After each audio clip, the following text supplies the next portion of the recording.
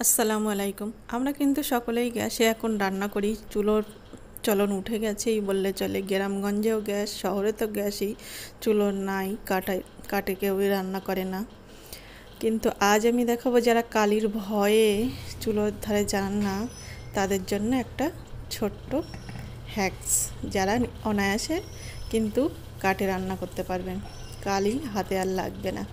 তো চলুন কিভাবে সেটা আমি দেখাই। তো প্রথমে যে ভাত রান্না বা তরকারি হাঁড়িতে তেমন হবে না, কিন্তু ভাতটা রান্নার জন্য প্রথমে একটা হাঁড়ি নিয়ে নিতে হবে আপনার পাতিল।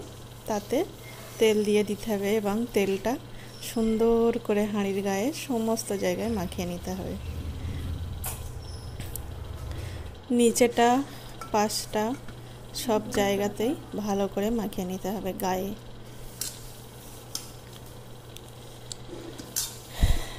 এখানে কোনো ব্যাপার না যে সরিষার তেল বা সাদা তেল কোনটা লাগবে, এখানে যে কোনো তেল হলেই কিন্তু হবে। তেলটা হাঁড়ির গায়ে সুন্দর করে লাগানোর পরে আপনাকে হাঁড়ির মাপে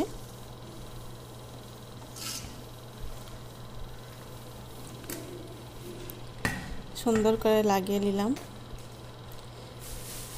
এবার লাগবে যেটা হাঁড়ির মাপে একটা কিন্তু ক্যারি প্লাস্টিক লাগবে, সে যে কোনো রকমই হতে পারে হাঁড়ির মাপে, কিন্তু আমার এখানে প্লাস্টিকটা একটু বড়ই হয়ে গেছিলো, আমার এর মাপে ছিল না।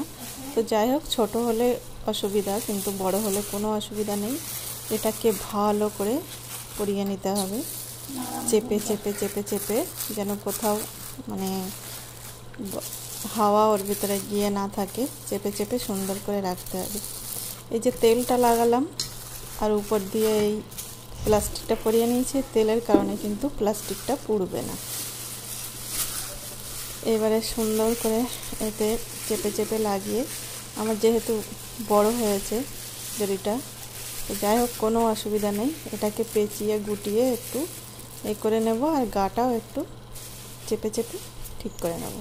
আপনারা মাপের নিয়ে নেবেন, যে যতটা যেমন বড় হাঁড়ি তেমন একটা প্লাস্টিক হলে একদম সুন্দর হয়ে সেট হয়ে যাবে, তাহলে আর কোনো অসুবিধা হবে না। তো যাই হোক, আমি পরিয়ে নিয়েছি, চলুন এবার দেখার পালা। তো অলরেডি আমি উনুনে ভাতটা চাপিয়ে দিয়েছি, আমার কিন্তু পুরো ভাতটা এই জড়ি পরিয়ে হয়েছে। কাঠের আগুনে সুন্দরভাবেই রান্না করে নেওয়া যাবে, কোনো অসুবিধা নেই। আমার অলরেডি ভাত হয়েছে, আমি উবুড় করে নিয়েছি। নেওয়ার পরে দেখা যাক জড়িটা ওঠে কিনা। এখানে কিন্তু কোনো কাঠ ছাটের বা কোনো চালাকির ব্যাপার নেই, আপনি আপনার বাড়িতে কিন্তু এই হ্যাকস ট্রাই করতে পারেন। অনায়াসে জড়িটা কিন্তু ছিঁড়ে যাবে। ছিঁড়ে ফেলে দিয়েছি নিচেই, যেহেতু আমি ভিডিওটা একা করছি তাই আমি পুরোটা দেখাতে পারিনি কিছু। এখানে কোনো কাঠ সাজি নেই, আপনি বাড়িতে ট্রাই করলেই বুঝতে পারবেন।